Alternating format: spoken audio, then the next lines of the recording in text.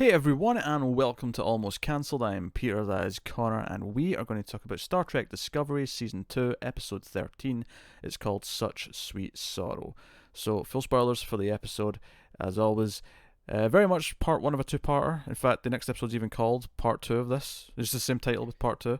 And in my opinion, should have just been released together. I really think this episode is frustrating being released on its own for me. I disagree. I actually think the cliffhanger here works really well as the end of a part 1. This feels more like a classic two-parter episode to me for like a TV show than anything I have seen in years. I get that. I feel like a lot of this episode is just spinning its wheels a little bit. I don't know if I agree with that. This is one of the best episodes of the season. Oh, for God's sake. What are you talking about? This is a great episode. First of all, everything I have predicted, or at least didn't predict but said should happen, seems to be happening. I'm delighted. Which things? Because I don't want you taking all the credit here.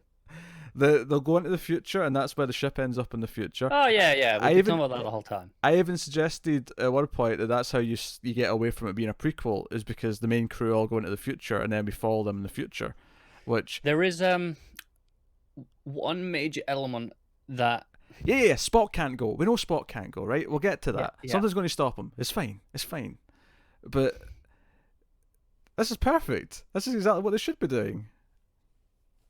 This is the thing. I have no problem with anything in the episode. It's a very unfulfilling episode for me in this week's stuff. Oh, no. Them all making the choice to go with Michael, and Michael's going to sacrifice herself and be because Michael's going to go in the future. She's going to fly the suit because she's the only one in biology that's capable of flying it. Because they try and blow up this Discovery, of course, and then turns out control or the data has been like, no, we've got a control on the thing. So the ship's ours now. We ain't blowing this up. So self-destruct doesn't work. So it's like, okay, well, we can take it into the future. So Michael's going to fly the suit that Section 31 had, and they've got now into the future. The ship's going to follow. The plan was for her to come back, of course, but the only way they can power it is going to basically destroy it. So it's a one-time kind of trip. Yeah. This frustrated me. Oh God, you're such a whiny bastard. No, okay. Everything that's there is fine, right? It's maybe even good. The problem is, I feel like we did all this about 3 episodes when they thought Michael might die, and I feel like it's just the same again, and it loses a lot of the impact because we did it all 3 or 4 episodes ago. Yeah, she might have died. This is different because she's definitely staying in the future. And secondly, I would actually put the blame more in that episode than this episode. It probably is that episode. Because I critiqued that episode for being kind of weird and how they got to that logic. This episode though, because this is the weird thing, is last episode my one real complaint was that the jumping to the conclusion of we should blow up the ship felt a bit quick. Yeah. But in this episode, that's not a problem because after they try blowing up the ship and it doesn't work, it's like, well, okay. Clearly, that's not going to be an option, so we have to go to the next logical step. Okay. I agree with everything there. This is not the fault of this episode, but this episode came after the last one. Therefore, it's a problem when I'm watching this episode that in my head I'm going, yeah, I just saw this. I don't care. It took all the impact out. I was too into this. I was too into it because they're making the big stand saying, no, we're all coming with you, and I realised that we're all going to go to the future. I mean, unless something happens next episode that completely derails this plan, which is entirely possible. But at least right now, it makes sense. And furthermore, they've spent a lot of time and money building an Enterprise set. So where is that getting used? Because that is not a one-time use. No, it's not. That is a full set. It's not a redress like the Section 31 ship. They have recreated the Enterprise with modern sensibilities, right? And obviously the sound design, you hear the bleeping and blooping. Yeah. Do you know the one thing that really annoyed me in this episode? We're talking about how the one thing. Oh no, the one. This is above everything else, and this is my petty complaint. Whereas all the rest are, I think, are genuine things. Mm-hmm. This is my petty complaint. Is you said, they're going to the future. They're avoiding the fact that it's a prequel. They're forgetting all that canon stuff. They're getting around the problem, mm-hmm. which is great.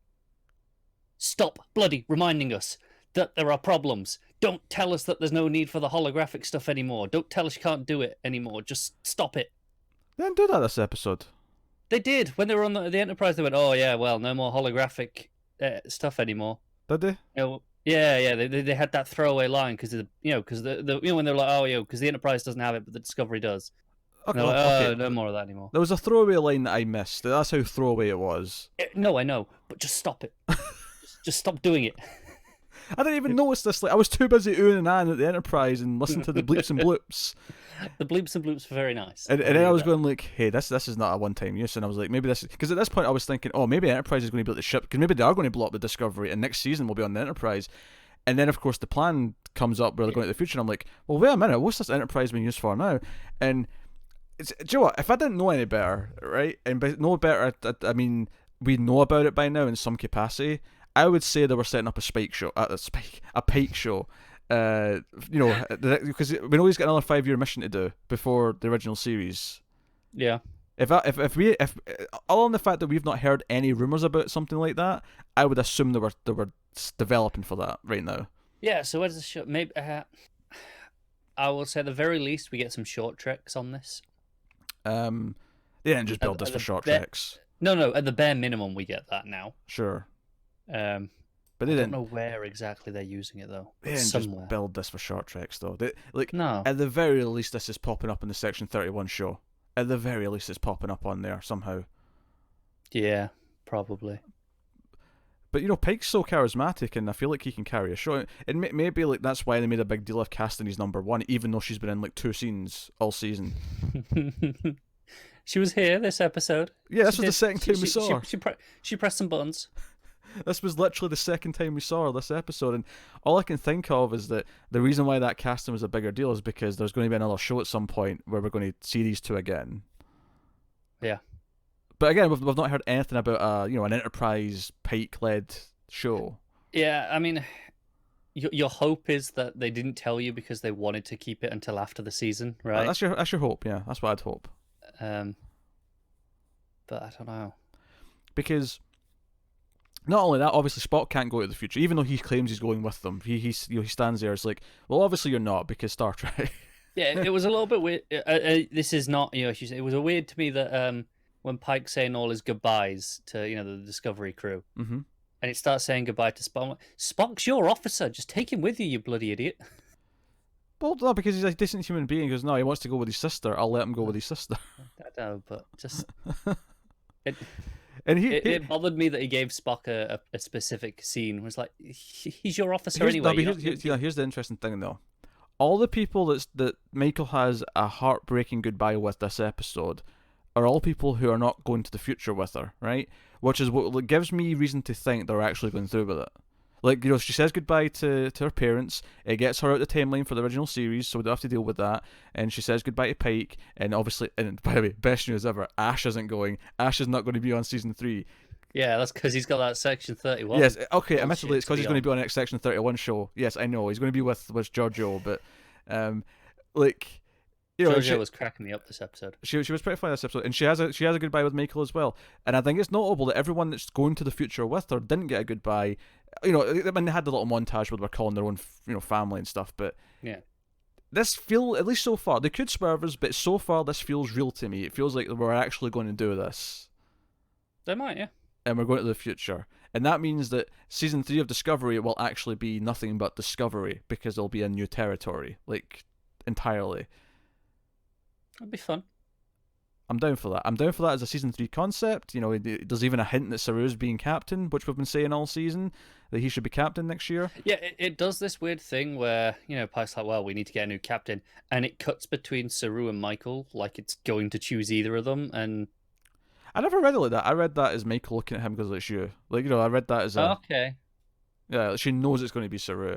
The way it cut between them felt like, there's a choice to be made, and it didn't definitively say, so it was like it was leaving it open, or maybe it's Michael. But it's not, obviously. It's going to be Saru. It's Saru, and at the end of the following scene, because he sort of goes around the bridge and says his goodbye to everyone, and he gets to Saru, and Saru specifically says, no, we'll deal with who's captain later. Because I think Saru knows it's going to be him, but he's not wanting to take the moment. He's not wanting to, Yeah. They've got minutes until Section 31 ships arrive because they're chasing the Enterprise. Because the Enterprise is obviously going at warp speed because the Discovery's jumped Yeah. with the spore drive.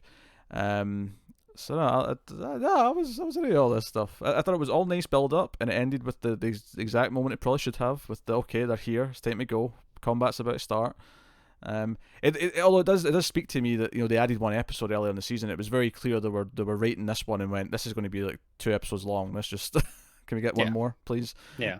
So, and we've had another short trek tie-in now. Oh yes, of course. I actually, because as soon as they started talking about the future, I started screaming about the short trek in the future, right? Yeah. And then they mentioned the planet until he gets all excited about Poe, the Queen, and I'm like, oh shit, another one. And I'm like, okay, how does this Harry Mudd one play in? How does this Harry Mudd one play in? Because they've all played in now, except that one. I think that one might actually just stand on its own. It might. That one works on its own. It does. Whereas I was happy to see Rebecca. I like that character, who, by the way, is on Discovery right now. She might come with us. Yeah, there was no confirmation that she left, at least. So No, there was confirmation she hadn't left. Okay, fair enough. Because someone says to Pike, hey, like, she's not left the ship yet, and he's like, oh, we'll deal with that political nightmare after this is over. So they confirm she's still on the ship, because Tilly tries to talk her out of it earlier on, and she's like, no, I'm saving my planet. Planet is my sister. I do like her, like, immediately for the ice cream. I like her too. I like Reno, and Reno got a lot more time this episode, getting more involved. Do you know what's funny? I feel like between Poe, Reno, and maybe developing the bridge crew a little bit more, it feels like the reason why we didn't get a ton of those characters this season is because they were actually planting them for like next year, where we're losing Pike, we're losing Spock, we're losing Ash, we're losing Giorgio. We're going to have this whole just ship of characters now, and they're going to have to kind of step up, I imagine, and be main characters. Yeah, maybe. Because I mean, maybe we'll get one new character, but I don't see them doing like 4 or 5 to replace all the characters we're losing. No, I don't either. So that makes sense to me. I don't know. I'm excited about this episode. They worked for me. I thought it was a fine episode. I think it's a fine first half of an episode. Other than my problems that I said, but do you have a problem with any of the plot developments? No. Excellent. No, I don't. Excellent. Like I said, I was frustrated by the goodbye scene because it felt like we'd just done this, and that is more the fault of the previous episode that did it. Yeah. Well, they're saying goodbye to Pike though in that last one, and he is. Oh, leaving. they are. Yeah. Yeah. I mean, maybe we'll see him in something else, but he is leaving this crew. He's not going to be like all the other characters aren't going to see these characters again. So the goodbyes, again, assuming they go through with it, but I mean, I'm pretty sure that one's fine. It was more when Michael was going around that bothered me, because it felt like we'd just done it. Yeah, but to be fair, she hadn't done that with her parents the last time. It was almost like they knew they were doing this again, so they made a point of not doing these key scenes already. It's not about who she was doing it with. It was just about the context and the point of the scenes felt exactly the same as 3 or 4 episodes ago. And that it felt like I was just repeating, wasting time at that point. All the scenes in this one were better though, so I'm not even going to. I like this one better. What do you want me to say? This was good. This had the heart of the emotion. This had more character. That is technically true.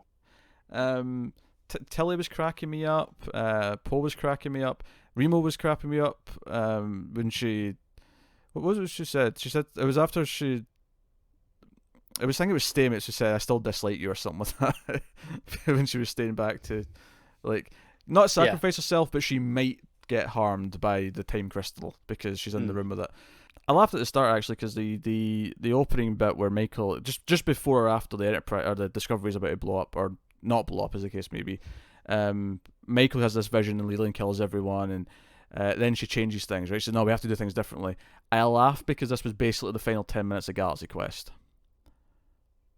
Yeah, it was. Second chance. I mean, it was a much tighter thing in the Galaxy Quest, but it was essentially the same thing.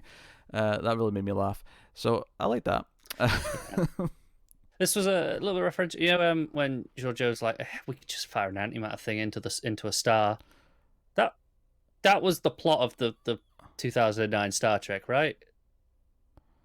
Just fire the antimatter at shit. I can't remember. It's been too long since I watched it. I'm pretty sure that's what it was that caused the whole in that, because in that timeline, what made it different was was that star, imploded, right? Because I'm pretty sure it was because of the antimatter, and that's what caused all the revenge. So I'm fairly sure on that anyway. So this felt very meta to me. It's like, well, we could just do what that did, which would essentially take us down that timeline again.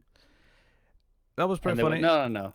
Although I mean, I didn't even remember that was from 2009. I just thought it was funny because they were trying to figure ways to power the time crystal, and it ends up being kill millions of people. And it ends up being Poe with her tech that can do it somewhat safely. And I say somewhat. I mean, much better than killing millions of people. Yeah. And it's she suggests, we just fire this into we just make a supernova. We just blow up a sun. And like, yeah, how many planets is that going to affect? In a certain radius, probably a lot. So let's not do that. Last resort. Yeah, but no, that was pretty funny. I feel like all the characters were kind of on fire. Like most of them had moments, and I have to admit, when I realized Ash wasn't going, I basically just had this big grin across my face. I was like, "Wait, is Ash leaving this show?" And sure, he's going to a different show, but but you're gonna have to watch. Yeah, do you know what's going to be more annoying about that show? What? Is that there's going to be a more concentrated dose of him. Yeah, but it's not him and Michael. It's not the romance. It's not none of that. It's a clean slate. New writers and shit. Sure. I don't know. You're trying to bring me down here. I'm not having it. I'm not having it. No, you're not. You're in a good mood for some reason. That was a great episode. It was a decent first half of an episode. It was a great episode because it focused mainly on character first. And that's something that especially season 1 did not do often enough. Yeah, no, I'll agree with that. And I like the vast majority of the characters now. Some of them more prominent than others. That's okay though. Yeah. Yeah, I agree with that. I'm into it. And yeah, and if Poe's going to be like a regular on the ship next year, great. Yeah, she's fun. Yeah, her and Tilly nerding out over science together and driving everyone else nuts. I'm down for that. I'm into that. And we met another alien because obviously we got Saru, but one's not enough. Yeah. You mean alien, right? Not just just a little bit different. What do you mean? Because there's that Nan, right? She's staying behind. She's technically an alien. Oh yeah, I'd forgotten about her. But I assume you mean like a proper alien, like full bodysuit. That's not really what I just meant alien, but yeah, sure. Okay. Sure. Fair enough. I mean, Spock was the alien on the original show, and that was just because makeup wasn't as... No, I know. I just assumed when you were referring to it here now, because there have been other aliens scattered around on the season. Oh yeah, but not actual characters we know. No, that's fair. Oh, that's good news.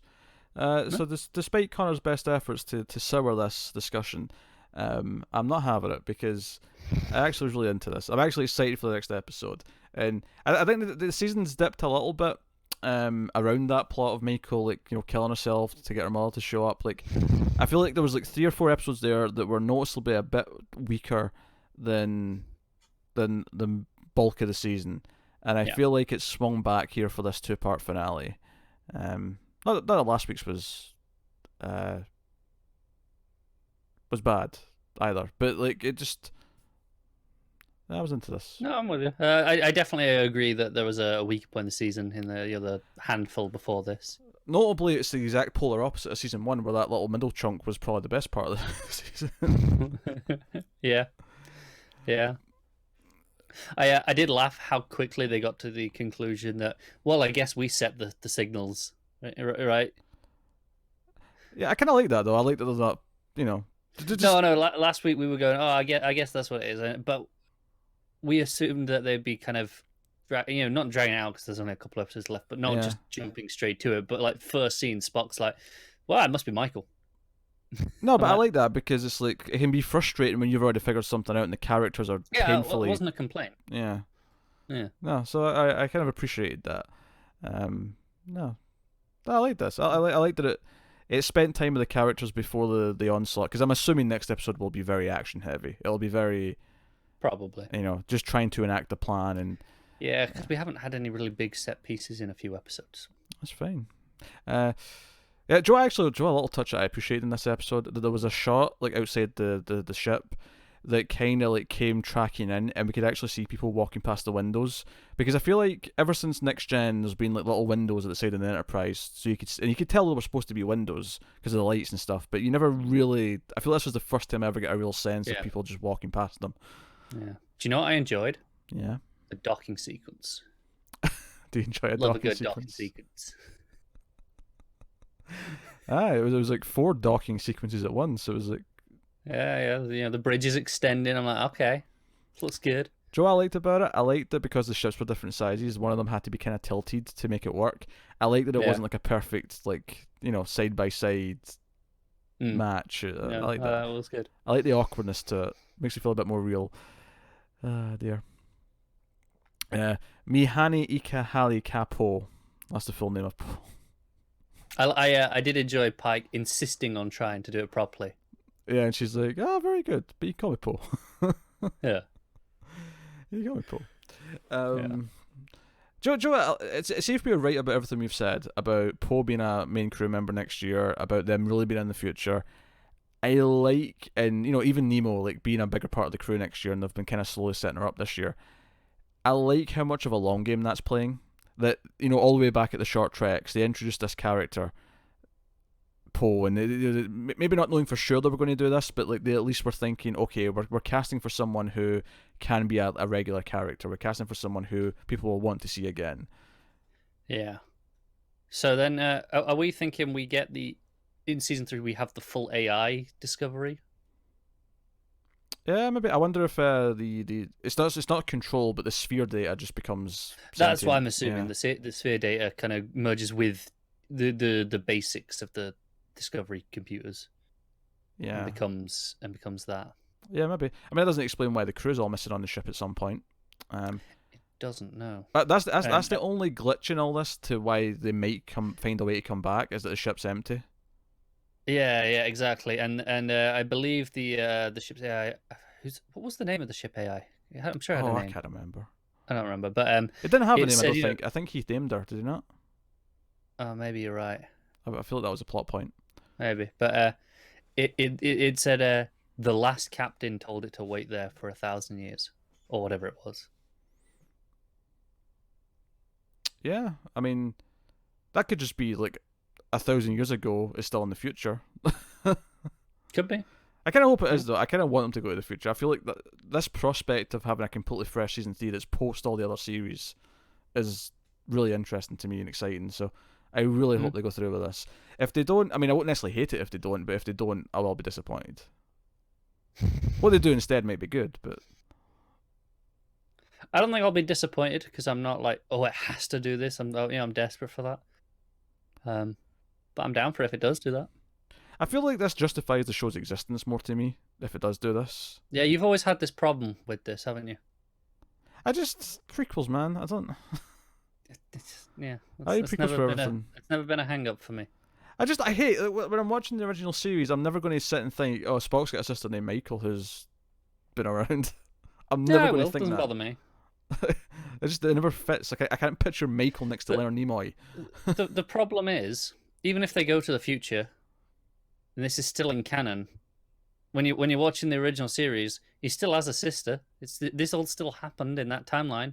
No, it did. Because she's not there right now. It did, but that's not my point here. My point is that now watching Discovery onwards, I don't have to care about it because everything in Discovery from this point on doesn't sync up with that at all. It doesn't have to anymore. Yeah, but when you go back and watch the original series, it's still in your head. He didn't. I just it doesn't work. I can't put the Spock in this show is not the Spock in the original series. I just can't see it. They can tell me it is, but it doesn't feel like that to me. You're so unwilling to accept prequels. Also tie-in media.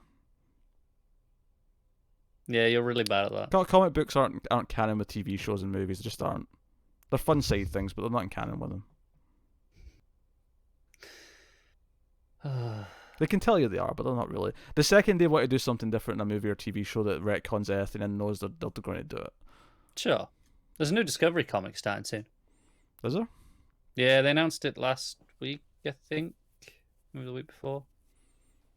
Yeah. I remember seeing something about it. They announced it. It was a. They were doing a. Maybe you're talking about the new Year 5 mission comic, and at the same time, it must have been at some panel. They announced the new Discovery book coming later in the year. Also, it'd be nice if just in terms of the name Discovery, like they're actually discovering things, maybe. No, yeah, I don't disagree with that. If they're in the future, everything will be Discovery, so it'll actually track with the name better. And maybe these first 2 seasons will just feel like a prelude to what the show really is. Or at least this season. I mean, season 1's maybe a bit of a write-off, but It's frustrating though, because you still need season 1 to get like Giorgio and set up all that stuff. Yeah, you do. Which reminds me, when Pike's beaming out and she's like, "Hey Pike, I'm from your mirror universe." He's like, "What mirror universe?" Just wigs. Yeah, he knows. He knows. It's like whatever. He's cool. He knows exactly who she is. Yeah. Yeah. And JoJo's gotten more likable as well, which I think is good because she's going to have her own show. Yeah. She needs to be more likable if she's going to be the lead. Yeah. And obviously Leland will be gone by the time she's in charge. So. Yep. No need to worry about that. So that's what it is. But yeah, that is the new episode. That is the penultimate episode of season 2. So I'll be back next time with the finale, and we'll talk about whatever wacky place we end up in. But Connor's cynicism can be there, but that is not the overall tone of this show. I will have you know. So look forward to the finale. We'll talk about that next week. But let us know what you thought of this episode in the comments below. Like and subscribe, all that stuff. Get us on the Twitters at mailed_fudge for channel updates. If you want to support the show and the channel and everything we do here, you can head over to patreon.com/mailfuzztv. We can support us for as little as $1 per month, and you get some bonuses, exclusive stuff, some stuff you get early. But that is us, so thank you once again for watching and listening. We always appreciate it. Keep watching Star Trek, guys. And to everyone but Connor, live long and prosper.